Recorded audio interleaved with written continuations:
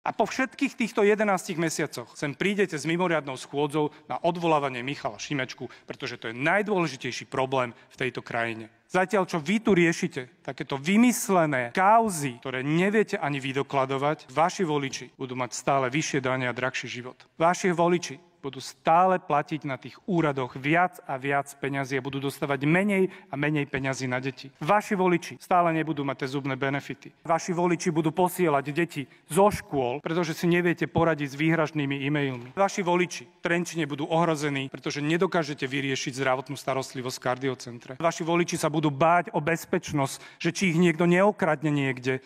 A ešte budú vedieť, že keď ma okradnú, tak ten človek ani nedostane trest. Vaši voliči, ktorí žijú v mestách, kde vy ste, primátori a starostovia, budú zažívať, že prídeme o eurofondy. Toto sú veci, ktoré zažívajú vaši voliči, pokiaľ vy sedíte celý deň tu, riešite vymyslenú kauzu.